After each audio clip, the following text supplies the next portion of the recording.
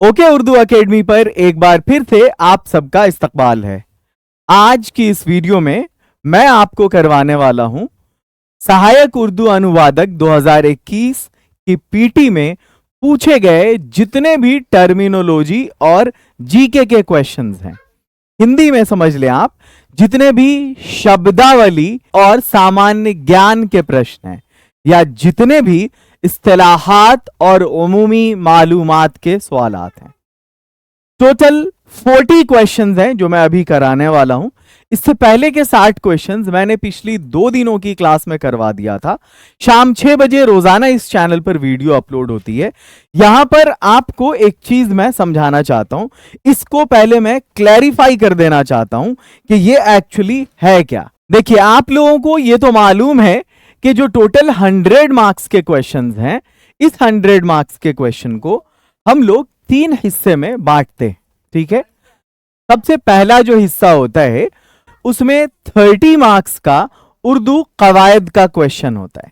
ठीक है, उसके बाद जो 60 नंबर का होता है, इसमें 2 चीजें होती हैं।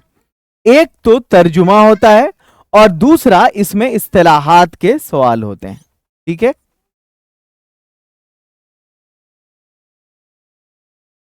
और तीसरा जो 10 नंबर का सवाल है, ये उमूमी मालूमात का सवाल होता है। तो ये जो 30, 60, 90 और 10, 100 नंबर का टोटल क्वेश्चन है, अगर कोई इसको हिंदी में समझना चाहते हैं तो ऐसे समझ लें कि ये व्याकरण है, ये ट्रांसलेशन है, ये टर्मिनोलॉजी है, जिसको आप टेक्निकल टर्म्स भी कह सकते हैं।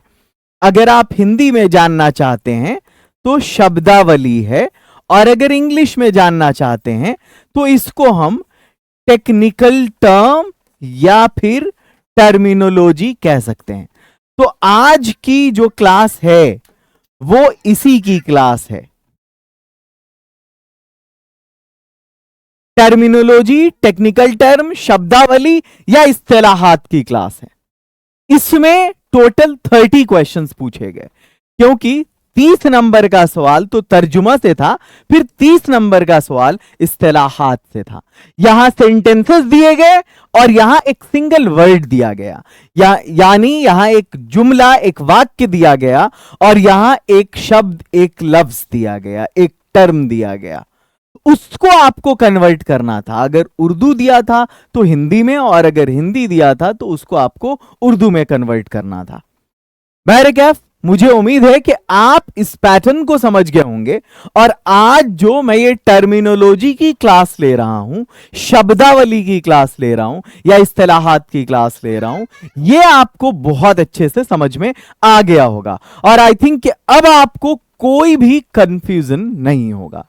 चलिए आगे बढ़ते हैं। वैसे अगर आप चाहते हैं कि उस पूरे 100 क्वेश्चन का एक्सप्लेनेशन आप देखें तो मैंने इस पर ऑलरेडी एक वीडियो बना रखी है। ऐप पर पूरी वीडियो अवेलेबल है। यूट्यूब पर ये 3 अलग अलग डेज में मैंने इसको रिकॉर्ड किया था, परसों, कल और आज, यानी day before yesterday, yesterday and today. इन 3 दिनों में मैंने पूरे 100 क्वेश्चन कराए। एक सिंगल वीडियो 1 घंटे 2 मिनट 51 सेकंड की ऐप पर अवेलेबल है, और उसी वीडियो का मैंने क्लास नोट दे दिया, उसी वीडियो का मैंने पीडीएफ दे दिया, और उसी वीडियो का मैंने टेस्ट सीरीज प्रोवाइड कर दिया ऐप पर पीटी 2021 का, जिसकी आज की आखिरी क्लास है। कल से फिर दूसरी वीडियोज आएंगी।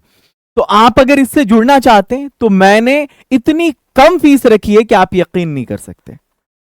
सिर्फ 99, और इस 99 में कोई आपको सिर्फ पीडीएफ या सिर्फ टेस्ट सीरीज नहीं मिलेगा, बल्कि कंप्लीट कोर्स मिल जाएगा। कंप्लीट कोर्स भी, पीडीएफ भी, टेस्ट सीरीज भी, मतलब कोई भी अफोर्ड कर सकता है। और मैंने सिर्फ 60 क्लास का एक रोड मैप बना रखा है। आपको ये 60 क्लास करना है और ये जॉब आपके हाथ में। आप मेंस के लायक भी बन जाएंगे। अगर सपोज मैं जिंदा नहीं रहा तो आप मेरी पीटी की 60 क्लास को कर लें, मेंस उससे भी क्वालिफाई कर जाएंगे। और अगर मैं जिंदा रहा तो मेंस के लिए भी इंशाल्लाह बना दूंगा। बहरकैफ, चलिए आगे बढ़ते हैं। अब हम, अगर आपको कोर्स से जुड़ने में कोई दिक्कत होती है तो ये 2 नंबर्स हैं, आप इस पर कॉल भी कर सकते हैं, व्हाट्सएप भी कर सकते हैं। अब हम क्वेश्चन नंबर 61 से स्टार्ट करते हैं। लेकिन आपसे गुजारिश है कि इस वीडियो को आप ज्यादा से ज्यादा शेयर करें ताकि और ज्यादा लोग मुस्तफीज हों, इसका फायदा उठाएं, आपको भी दुआ दें। चलिए अब शुरू करते हैं क्लास को। तो क्वेश्चंस आ रहे हैं, यहां आपको कोई एक सिंगल वर्ड दिया जाएगा या ग्रुप ऑफ वर्ड दिया जाएगा, कोई एक टर्मिनोलॉजी दी जाएगी, वही हिंदी से उर्दू, उर्दू से हिंदी। चलिए बढ़ते हैं आगे। तखल्लुस को हम हिंदी में उपनाम कहते हैं, ठीक है। और इसको अगर इंग्लिश में बात की जाए तो इसको स्यूडोनिम कहते हैं। क्या कहते हैं?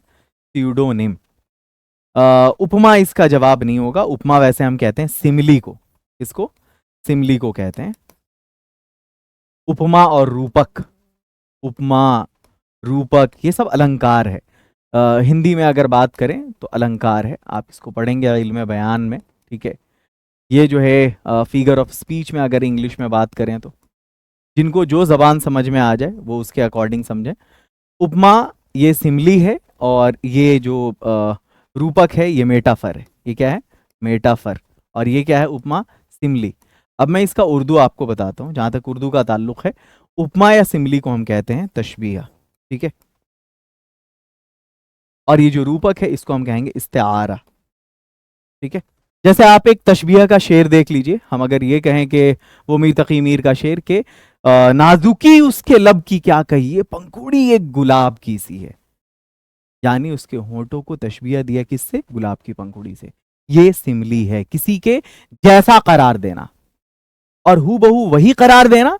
जैसे अगर एक माँ कहे कि मेरा शेर सा बहादुर बच्चा, तो ये सिमली है। लेकिन अगर माँ ये कहे मेरा शेर बच्चा, तो ये मेटाफर है। आगे चलिए, नेक्स्ट। आमदो रफ्त। आमदो रफ्त कहते हैं आना जाना को, आवागमन को, ट्रैफिक को। नेक्स्ट है आय व्यय। ये तो इनकम एंड एक्सपेंडिचर हो गया, ठीक है। ये इनकम एंड एक्सपेंडिचर हो गया, इनकम एंड एक्सपेंडिचर, ठीक है। अच्छा, इसी तरह का एक और मैं आपको दिखाता हूं, जैसे क्रय विक्रय, ठीक है। इसको अगर इंग्लिश में बोलेंगे तो सेल परचेज हो जाएगा, ठीक है। क्रय विक्रय, सेल परचेज। ये आय व्यय, इनकम एंड एक्सपेंडिचर। अगर उर्दू की बात करें तो ये हो जाएगा आमद खर्च और ये हो जाएगा खरीद फरोख्त। चलिए आगे बढ़ते हैं। नेक्स्ट है इंतजाम। इंतराम इंतजाम, इट मींस व्यवस्था, मैनेजमेंट। व्यवधान किस चीज को कहते हैं? व्यवधान कहते हैं अगर हम उर्दू में बात करें तो रुकावट, ठीक है, या हम इसको कह सकते हैं खलल। इंग्लिश में बात करें तो ऑब्स्ट्रक्शन, डिसरप्शन, है ना, हिंड्रेंस। आगे चलिए, अवस्था कहते हैं हम किसी चीज की स्टेट, है ना, इंग्लिश में स्टेट कह सकते हैं, या फिर उसकी अगर उर्दू में बात की जाए तो उसकी हालत, स्टेट कंडीशन को कहते हैं। चलिए नेक्स्ट। व्यापक कहते हैं कोई चीज जो एक ब्रॉड लेवल पे हो, या कोई चीज जो बहुत ज्यादा मिलता हो, प्रोफ्यूज अमाउंट में, एक्सेस। नेक्स्ट। मुस्तकबिल, फ्यूचर को कहते हैं, सबको मालूम है, और इसको हिंदी में भविष्य कहते हैं। वर्तमान को इंग्लिश में प्रेजेंट कहते हैं और उर्दू में हाल कहते हैं। भूत को उर्दू में माजी कहते हैं और इंग्लिश में पास्ट कहते हैं। नेक्स्ट है सिफत कहते हैं हम विशेषण को, सिफत कहते हैं हम विशेषण को, और इंग्लिश में इसको एडजेक्टिव कहते हैं। मैंने इंट्रो वाली वीडियो में पूरा नाउन से लेकर इंटरजेक्शन तक इंग्लिश, हिंदी, उर्दू तीनों बता दिया है। आगे चलो, मुअन्नस कहते हैं स्त्रीलिंग को। स्त्रीलिंग इसमें है नहीं तो इनमें से कोई नहीं जवाब होगा। पुल्लिंग को हम कहते हैं मैस्कुलिन, स्त्रीलिंग को फेमिनिन। आगे चलिए, ये जो मिस्ल है, मिस्ल कहते हैं सउदाहरण, मतलब उसके जैसे। पत्रावली, आप देखें पत्रावली का एक डेफिनेशन तो ये है कि पत्तों से बना हुआ ये जो प्लेट है या इस तरह की जो भी बर्तन है ये पत्रावली कहलाता है। और डॉसे को भी बोलते हैं हम पत्रावली, यानी डॉक्यूमेंट्स का जो कलेक्शन है उसको हम बोलते हैं। इसको डॉसियर मत पढ़ना, डॉसे। ये मशाल है, मशाल कहते हैं हम मशाल। आपने अगर पढ़ा होगा डाइजेस्ट वगैरह या कुछ जर्नल्स या मैगजीन्स वगैरह तो मशाले राह पढ़ा होगा आपने, बहुत सारे उसमें कोटेशंस होते हैं। तो इसको इंग्लिश में हम फ्लैम्बो कहते हैं। क्या कहते हैं? फ्लैम्बो। राजीव गांधी ने कहा था हर पुस्तक एक मशाल है। आगे बढ़िए। मशकूक कहते हैं संदिग्ध को, मुश्तबा, अगर एक और वर्ड आप समझना चाहें उर्दू में तो। और इंग्लिश में बात करें तो जैसे सस्पिशियस कहते हैं, सस्पेक्ट कहते हैं। अतिरिक्त, एडिशनल, अलावा, संबंधित, रिलेटेड यानी उससे मुताल्लिक, संलग्न कहते हैं कि किसी चीज को अटैच करना। आगे चलिए, अकरब, ये ऐन से अगर अकरब है तो इसका मतलब बिच्छू है, ठीक है। ये ज़ोडिएक साइंस है, आप देखते होंगे वो जो राशि पे बिलीव करते हैं लोग, ज़ोडिएक साइंस कहलाते हैं ये। इंग्लिश में ये सब है, हिंदी में ये सब है। देखिए, वृश्चिक स्कॉर्पियो कहलाता है ये, स्कॉर्पिन से ये वृश्चिक है और इसको बिच्छू कहते हैं। अकरब बिच्छू को कहते हैं, बिच्छू को, जिसको इंग्लिश में स्कॉर्पिन कहते हैं, ठीक है। और ये होता है कि जो इस डेट के बीच में पैदा हुआ उसकी राशि ये होगी, और उसको देख करके जो इल्मे नजूम के माहिर लोग हैं, यानी जो एस्ट्रोलॉजी के माहिर हैं, वो लोग बताते हैं कि भाई अभी इसके साथ कैसा होगा आने वाले टाइम में। हालांकि मुसलमान इस पर बिलीव नहीं करता है। अब ये देखो, हाथ देखकर मुस्तकबिल बता रहे हैं। अब एक बात बताओ, जिनके हाथ ही नहीं है, क्या उनका कोई मुस्तकबिल नहीं है? हाँ, ये हाथ वात में मुस्तकबिल नहीं होता, यहाँ होता है मुस्तकबिल। तेरे बाजू ही बनाएंगे मुकद्दर तेरा, अपने हाथों की लकीरों पे भरोसा मत कर। Just believe in your arms, not in your palm lines. आगे चलो, बृहस्पति, ये तो जुपिटर को बोलते हैं, और ये जो वक्री है ये रेट्रोगेट प्लैनेट्स होते हैं, जो उल्टा ग्रह होता है। खैर छोड़ो इसको, ये सब इल्म नजूम की बातें। वरदान, गिफ्ट को बोलते हैं, जिसको बून कहते हैं, गिफ्ट, वरदान। उम्र दराज, वो सुना है? सीमा अकबर आबादी का शेर है, शायद, मैं कंफर्म नहीं हूं। उम्र दराज मांग के लाए थे 4 दिन, 2 आरजू में कट गए 2 इंतजार में। दीर्घायु को बोलते हैं उम्र दराज। अल्पायु कहते हैं वो कम उम्र को, ठीक है। नेक्स्ट, आगे चलो, नेक्स्ट। दस्तयाब कहते हैं जो चीज अवेलेबल हो, मौजूद हो। सुलभ, आसान को बोलते हैं। दुर्लभ, जो मुश्किल हो, रेयर हो, उसको बोलते हैं। इनकलाब, क्रांति को बोलते हैं, क्रांति को, और इसको इंग्लिश में रेवोल्यूशन कहते हैं। युगांतर कहते हैं दौर का फर्क, और ये जो युग पुरुष है उस दौर का आदमी। नेक्स्ट, आगे बढ़िए। बैतबाजी, अंताक्षरी कहते हैं, इसका कोई इंग्लिश इक्विवेलेंट नहीं है। अनंत, इनफाइनाइट जो होता है उसको बोलते हैं। अंतिम, लास्ट, आखिर को बोलते हैं। अंतोगत्वा, वो फाइनली को बोलते हैं, बिला आखिर। आबोदाना, आबोदाना कहते हैं, अगर हम इंग्लिश में बात करें तो मीन्स ऑफ सस्टेनेंस कहते हैं, और इसको अन्न जल कह सकते हैं। नेक्स्ट है अन्नपूर्णा, ये क्या है मालूम? अन्नपूर्णा ये खाने की देवी है, गॉडेस ऑफ ग्रेन कह सकते हैं इसको। आगे चलिए। मुबालगा, मुबालगा ये चीजें आप जब शायरी में सनत को पढ़ेंगे तो ये सारी चीजें पढ़ेंगे आप वहां पे। इसके लिए इस्तेमाल करते हैं हम अतिशयोक्ति। और अगर आप इंग्लिश की बात करें तो इंग्लिश में ये, अगर आपने इंग्लिश लिटरेचर पढ़ा होगा, 12th तक भी पढ़ा होगा, तो आपने हाइपरबोली पढ़ा होगा। बच्चों की किताब में आप लिखा हुआ देखते हैं, आई कैन ईट अ हॉर्स, मतलब मैं घोड़ा खा सकता हूं। Is it possible? मैं इतना भूखा हूं, I am so hungry that I can eat a horse. या फिर I am dying of laughter, मतलब हंस के मैं मरा जा रहा हूं, हंस हंस के। ये इसका हकीकत से कोई ताल्लुक नहीं, लेकिन जुमलों की खूबसूरती को बढ़ाने के लिए, अगर आप उर्दू के वर्स में, शेर में देखेंगे, शायर कहता है, मरने के बाद भी मेरी आंखें खुली रहीं, आदत जो पड़ गई थी तेरे इंतजार की। Is it possible? क्या ये हकीकत पर मबनी है? बिल्कुल नहीं, ये मुबालगा है। इसको अतिशयोक्ति हिंदी में कहेंगे, इंग्लिश में हाइपरबोली कहेंगे। आगे बढ़िए, नेक्स्ट है अतिसार कहते हैं इस हाल को। इजाबत मुलय्यन को, अगर आप आसान लफ्ज में समझना चाहते हैं तो दस्त को। डायरिया को कहते हैं, डायरिया की स्पेलिंग भी बहुत टेक्निकल है, DIARRHOEA। जी हाँ, ये हुआ डायरिया, जिसको हम इजाबत मुलय्यन कहते हैं, ठीक है।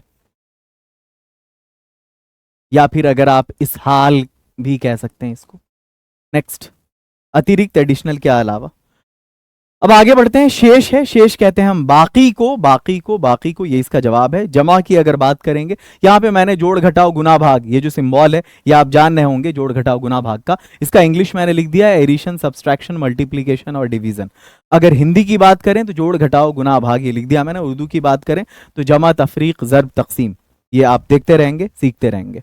विजय, विक्ट्री को बोलते हैं, जिसको हम फतह कहते हैं।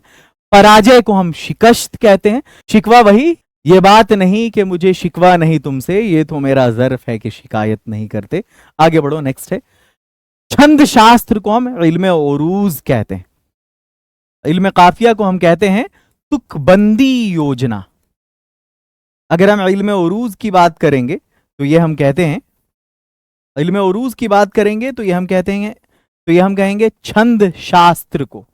अगर इल्म बदी की बात करेंगे तो ये हम कहते हैं वाग्मिता शास्त्र को।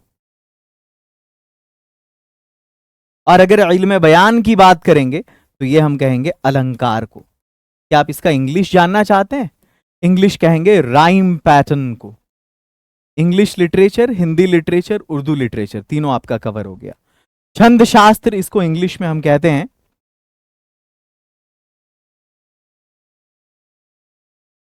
छंद शास्त्र इसको इंग्लिश में हम कहते हैं प्रोसोडी। वाग्मिता शास्त्र को हम कहते हैं रेटरिक। और अलंकार को हम कहते हैं फिगर ऑफ स्पीच। चलिए फिर कभी इसको एक्सप्लेन कर दूंगा मैं। वैसे ये समझिए कि इल्म काफिया में वो जो शायरी होती है, जैसे आपने मतला का शेर देखा होगा, वहां जुमलों को मुकफ्फा करने के बारे में सिखाया जाता है। अब जैसे एक शेर देख लीजिए, आपके अल्ताफ हुसैन हाली का शेर है कि है जुस्तजू के खूब से है खूब तर कहां, अब ठहरती है देखिए जाकर नजर कहां। ये जो कहां कहां है ये मुकफ्फा है। आगे चलिए, इल्म बदी, इल्म बयान, ये सब आप पढ़ेंगे आगे, मैं एक्सप्लेन कर दूंगा जरूरत पड़ेगी तो। अपमानित कहते हैं, अपमानित कहते हैं, अपमानित कहते हैं बेइज्जत करने को, ठीक है, इंसल्ट करने को। नेक्स्ट है पांडुलिपि, ये मखतूता को कहते हैं, इसको इंग्लिश में हम मैनस्क्रिप्ट कहते हैं। पुराने जमाने में जब तबात की सहूलत नहीं थी, तबात कहते हैं प्रिंटिंग को, प्रिंटिंग प्रेस जब नहीं था, ये तो 1476 में आया जब विलियम कैक्सटन ने इंग्लैंड में इसको इन्वेंट किया। उससे पहले यूरोप में जर्मनी के जॉन गुटेनबर्ग ने इसको इन्वेंट किया था प्रिंटिंग प्रेस को। उससे पहले का जो भी था वो हैंड रिटन था। वो जो ओरिजिनल फॉर्म में किसी ने लिखा होगा वो अभी भी बाकी है। अगर आप लाइब्रेरी को विजिट करते हैं तो आपको मिलेंगी बहुत सारी चीजें। आगे चलिए, नेक्स्ट है पूर्ण विराम। पूर्ण विराम फुल स्टॉप को कहते हैं, खत्मा कहते हैं, और इसको हिंदी में हम पूर्ण विराम कहते हैं, इंग्लिश में फुल स्टॉप कहते हैं। ये देखो यहाँ पे अल्प विराम को वक्फा कहते हैं, इंग्लिश में कॉमा कहते हैं, सिंबल ये है। इसको हम कॉलन कहते हैं, द्विबिंदु कहते हैं, कॉलन कहते हैं। आगे चलो, ये जो है सेमी कॉलन है, अर्धविराम है।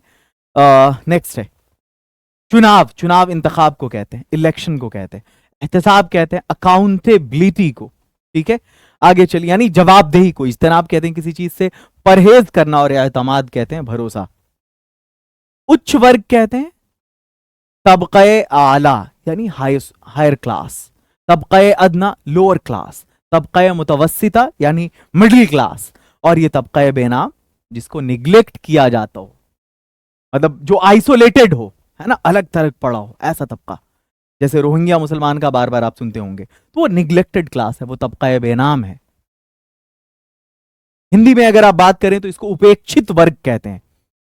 बहुत सारी जगहों पे तो उन्हें बुनियादी सहूल, उनका इस्तेहसाल यानी एक्सप्लॉयटेशन यानी शोषण किया जाता है, और उनकी बुनियादी जरूरियात भी उन्हें फराहम नहीं की जाती, जो उनकी बेसिक नेसेसिटीज हैं। आगे चलिए, नेक्स्ट है खाना पीना, इसको खुर्दोनोश कहते हैं। लेकिन अगर आप फरहंग आसफिया देखेंगे या नूरुल लुगात देखेंगे, ये फारसी की डिक्शनरीज हैं, या मजमूल बहरैन देखेंगे, तो वहां आप देखेंगे कि इसका मतलब तो है दाना पानी, ठीक है, खाना पीना ये है, लेकिन खुर्दोनोश नहीं है। एक्चुअली खुर्दोनोश ये आवाम में मकबूल है, असल में ये खुरोनोश है। यहां देखिए, कभी अश्क पीना कभी रंज खाना, यही इश्क में है खुरोनोश अपना। ये नासिख का शेर है। आगे चलिए, आपने खुरोनोश इस शेर में भी देख लिया।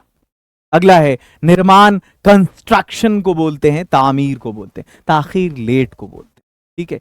तदबीर कहते हैं किसी चीज को पाने के लिए कोई अमल करना, लाइक उसने तदबीर से तकदीर बदल डाली अपनी, और मैं तो ज्योतिषों को हाथ दिखाने में रह गया। आगे प्रस्तुति कहते हैं पेशकश को, यानी प्रेजेंटेशन को। अगला है जलमग्न। जलमग्न का मतलब है पानी में डूब जाना, जेरे आब, पानी के नीचे, ये जेरे आब, this is the correct answer. अच्छा, यहां पर जो एक पिक लाया हूं मैं, इसके पीछे जो मेरी मंशा थी वो ये कि इस लफ्ज को समझाया जाए। ये सैराब है। सैराब को हिंदी में हम मृग तृष्णा कहते हैं, और अगर इंग्लिश में बात की जाए तो इसको मिराज कहते हैं। अगर मैं इसको डेली लाइफ में आपको समझाऊं तो आपने अक्सर देखा होगा गर्मी के मौसम में सड़क पर बहुत दूर आपको, जब आप सड़क पे चलेंगे तो दूर आप देखेंगे जरा सा तो आपको दिखेगा पानी है वो, लेकिन जब आप नजदीक जाएंगे तो वो गायब हो जाएगा। और ये तो रेगिस्तान में बहुत ज्यादा होता है, सहरा में, इसी को सैराब कहते हैं। जेर आब, जलमग्न इसका सही जवाब है, यानी सबमर्ज्ड। ठीक है। शादाब कहते हैं लश, ग्रीनरी, हरियाली। आगे चलिए, नेक्स्ट है अंतिम यानी आखिर, आखिर, अंतिम, अंतिम यानी आखिरी, इब्तिदाई, शुरुआती। आगे चलिए, आखिरकार, इवेंचुअली। अचानक बोलते हैं यकलख्त, सडनली, एब्रप्टली, ये सब इंग्लिश है। प्रस्तावना, ये प्रियम्बल को बोलते हैं, इंग्लिश में इसको प्रियम्बल बोलते हैं। ठीक है, हमारे कॉन्स्टिट्यूशन का यानी हमारे संविधान का प्रियम्बल, हिंदी में इसको कॉन्स्टिट्यूशन को संविधान बोलते हैं, उर्दू में आईन बोलते हैं, हिंदी में प्रस्तावना बोलते हैं, इंग्लिश में प्रियम्बल बोलते हैं, उर्दू में तमहीद बोलते हैं। ये देख लीजिए, हम भारत के लोग भारत को एक संपूर्ण प्रभुत्व संपन्न समाजवादी पंथ निरपेक्ष लोकतांत्रिक गणराज्य बनाने के लिए तथा उसके समस्त नागरिकों को सामाजिक, आर्थिक और राजनैतिक न्याय, विचार, अभिव्यक्ति, विश्वास, धर्म और उपासना की स्वतंत्रता, प्रतिष्ठा और अवसर की समता प्राप्त करने के लिए तथा उन सब में व्यक्ति की गरिमा और राष्ट्र की एकता और अखंडता सुनिश्चित करने वाली बंधुता बढ़ाने के लिए दृढ़ संकल्प होकर अपनी संविधान सभा में आज तारीख 26 नवंबर 1949 को एतद द्वारा इस संविधान को अंगीकृत और आत्मार्पित करते हैं। आपके टोटल 90 क्वेश्चंस यहां पर कंप्लीट हो गए जो इस्तिलाहात यानी टर्मिनोलॉजी से थे। और अब हम शुरू करेंगे उमूमी मालूमात के सवालात यानी जनरल नॉलेज के क्वेश्चन। लेकिन आपको एक अहम जानकारी देनी थी कि इंग्लिश उर्दू स्पीकिंग कोर्स भी मैं स्टार्ट करने वाला हूं, बहुत जल्द आपको इन्फॉर्म कर दिया जाएगा। जिस तरह से आपने okay English academy app install किया है मेरे इस कोर्स को ज्वाइन करने के लिए सहायक उर्दू अनुवादक के, उसी तरह मेरा लिंगो नाम का भी एक ऐप है। इस पर 20,000 से ज्यादा स्टूडेंट्स स्पीकिंग का कोर्स ऑलरेडी कर चुके हैं और इस पर मैं प्लान कर रहा हूं, लेकिन वो कोर्स हिंदी टू इंग्लिश था, अब मैं प्लान कर रहा हूं उर्दू टू इंग्लिश स्टार्ट करने का। अगर आप जुड़ना चाहते हैं तो मैंने उस कोर्स की फीस 499 रखा हुआ था। अब मैं चाहता हूं कि English Urdu speaking course launch करूं मैं, और स्पेशली वो स्टूडेंट्स जो इसको अफोर्ड नहीं कर सकते, क्योंकि उर्दू मीडियम वाले थोड़े से कमजोर होते हैं, मदरसे के स्टूडेंट्स होते हैं। इन प्रॉब्लम को मैं समझ सकता हूं क्योंकि मेरा बैकग्राउंड भी मदरसे का है। तो मैं प्लान कर रहा हूं कि इसी कोर्स को जो मैंने हिंदी टू इंग्लिश प्रोवाइड किया है सेम कोर्स लॉन्च कर रहा हूं मैं उर्दू टू इंग्लिश में, और उसकी फीस मैं बिल्कुल 50% रखने वाला हूं, यानी सिर्फ 249, या हो सकता है कॉस्ट कटिंग और करके देखूंगा, अगर पॉसिबल हुआ तो 199 में भी उसको बहुत जल्द लॉन्च करने वाला हूं। अगर आप इंटरेस्टेड हैं तो ये नंबर है जिसपे स्पोकन की सारी इंक्वायरी होती है, आप इंक्वायरी कर सकते हैं। चाहे तो आप अपनी सीट भी बुक कर सकते हैं, ये जब स्टार्ट होगा आपको इन्फॉर्म कर दिया जाएगा। आप इस नंबर पे व्हाट्सएप या कॉल कर दें कि मुझे Urdu to English spoken course join करना है, या जब आए तो आप मुझे बताएंगे। चलिए अब आगे बढ़ते हैं जीके वाले पोर्शन की तरफ। 90 क्वेश्चंस आपके कंप्लीट हो गए थे। क्वेश्चन नंबर 91 से जीके यानी जनरल नॉलेज यानी सामान्य ज्ञान यानी उमूमी मालूमात, ये शुरू होता है आपका यहां से। ये आपका तीसरा पोर्शन है, 10 मार्क्स का होगा ये। इसका मार्क्स बहुत ज्यादा मैटर नहीं करेगा क्योंकि क्वेश्चन कुछ भी हो सकता है। उसमें है कि अगर आपने अपनी लैंग्वेज को इंप्रूव किया, मेहनत किया अगर आपने उस पर, जो कोई रॉकेट साइंस नहीं है, जितना ज्यादा आपका ज़ौक़ पैदा होगा वो अपने आप हो जाएगा। इसमें है कि आप अगर ज़ौक़ को बढ़ा भी लेते हैं तो ये 2-4-6 महीने की चीज नहीं है, कि जरूरी नहीं कि आप बहुत कुछ पढ़ लें तो भी गारंटी नहीं है कि आप 10 में से 5 क्वेश्चन कर पाएंगे, और कुछ ना भी पढ़ें तो भी आप 2-4 क्वेश्चन कर लेंगे, ये भी गारंटी है। तो इसमें मामला 50-50 रहता है। खैर, पटना शहर का पुराना नाम क्या है? पटना शहर का पुराना नाम पाटलिपुत्र है। इसको उद्दयन ने बसाया था। तक्षशिला, जिसको इंग्लिश में टैक्सिला कहते हैं, ये पाकिस्तान में पड़ता है। ये एक टैक्सिला यूनिवर्सिटी भी थी वहां। वाराणसी अभी नाम है, ये उत्तर प्रदेश में पड़ता है। वाराणसी प्रेजेंट नेम है। पहले वाराणसी का पुराना नाम बनारस था और बनारस का भी पुराना नाम काशी था। प्रयागराज की जहां तक बात है, ये इलाहाबाद का नया नाम है। खैर आगे बढ़ते हैं। अगला सवाल है, आसाम के किस गुलकार को पद्म भूषण मिला? इस सवाल का सही जवाब है भूपेन हजारिका। एस डी बर्मन, रोना लैला, ये जो रोना लैला है ये बांग्लादेश की सिंगर है शायद। एस डी बर्मन ये भी म्यूजिक डायरेक्टर हैं। तो इस सवाल का सही जवाब भूपेन हजारिका होगा। गुलकार कहते हैं हम सिंगर को, गुलकार कहते हैं हम सिंगर को इंग्लिश में, हिंदी में गायक कहते हैं। और जहां तक इनकी बात है भूपेन हजारिका की, ये एक सिंगर ही नहीं थे बल्कि एक फिल्म मेकर भी थे, डायरेक्टर भी थे, पॉलिटिशियन भी थे। और इनको पद्म भूषण मिला था 2001 में, 2001 में। देखो अगर पूछना भी था तो करंट अफेयर्स की शक्ल में पूछता, यानी हालिया 24 में किस, ये जिस टाइम में एग्जाम हुआ 20 में 21 में किसको मिला। जैसे 2019 में इनको भारत रत्न मिला था पॉस्ट्यूमस, तो वो वाला सवाल पूछ देता, जो हाईएस्ट सिविलियन अवार्ड है। तो सबसे बड़ा शहरी अवार्ड जो है हिंदुस्तान में वो भारत रत्न है। खैर आगे बढ़ते हैं। नेक्स्ट है, जर्मनी में कौन सी करेंसी राइज है? जर्मनी में यूरो चलता है, ये कॉमन करेंसी है। जितने भी यूरोपियन कंटिनेंट्स हैं, आपको मालूम है टोटल कंटिनेंट्स कितने हैं? जितने भी यूरोपियन कंट्रीज हैं, जो भी यूरोप कंटिनेंट में पड़ता है, कंटिनेंट का मतलब होता है बर्रे आजम। क्या? बर्रे आजम, जिसको हिंदी में महादेश या महाद्वीप कहते हैं। तो इसकी कॉमन करेंसी है यूरो। 1999 से राइज है ये करेंसी। उससे पहले हर देश की अपनी अपनी पर्सनल करेंसी थी, उसकी जाती। जहाँ तक जर्मनी की बात है तो यूरो से पहले, तो अडॉप्ट करने से पहले वहाँ मार्क चला करता था। लीरा टर्की यानी तुर्की की करेंसी है, ठीक है। डॉलर की बात है, अमेरिका में चलता है ये। टाका की बात है, ये बांग्लादेश में चलता है। खुला में यानी स्पेस में, इसको हिंदी में हम अंतरिक्ष कहते हैं। अंतरिक्ष में सबसे लंबे वक्त तक रहने का जो क्रेडिट है जिस खातून के नाम है, उसका नाम है क्रिस्टीना कोच। 328 दिन तक रही थी ये 2020 में। लेकिन कभी कभी आप देखेंगे, अगर आप इसको गूगल करते हैं तो आपको मालूम पड़ेगा पेगी विस्टन ये एक नाम है जो सबसे ज्यादा खुला में रही है। लेकिन इस दोनों में एक टेक्निकल फर्क है। यहां पर बात हो रही एक वन गो में, एक बार में सबसे ज्यादा 328 दिन तक रहने का जो क्रेडिट है, निरंतर प्रवास, एकल निरंतर प्रवास, तो वो जो है ना वो क्रिस्टीना कोच के नाम है। हाँ, अलग अलग मिशन पे जाकर सबसे ज्यादा दिन अगर आप जोड़ेंगे, अलग अलग मिशन पे जब जितने दिनों के लिए गई टोटल करेंगे तो लगभग 665, टोटल 665 दिन पेगी विस्टन रही है। आगे चलिए, नेक्स्ट है, इनमें से किसका ताल्लुक क्रिकेट से नहीं है? बल्लेबाजी का ताल्लुक क्रिकेट से है, गेंदबाजी का ताल्लुक क्रिकेट से है, स्टंप का ताल्लुक क्रिकेट से है, सर्विस लाइन का ताल्लुक क्रिकेट से नहीं है। टेनिस, बैडमिंटन, इस सब का ताल्लुक है सर्विस लाइन से। ये सर्विस लाइन है। टेनिस में 2 सर्विस लाइन होता है, एक शॉर्ट सर्विस लाइन, एक लॉन्ग सर्विस लाइन। इंटरेस्टेड अगर आप होंगे तो आप सर्च करके देख सकते हैं।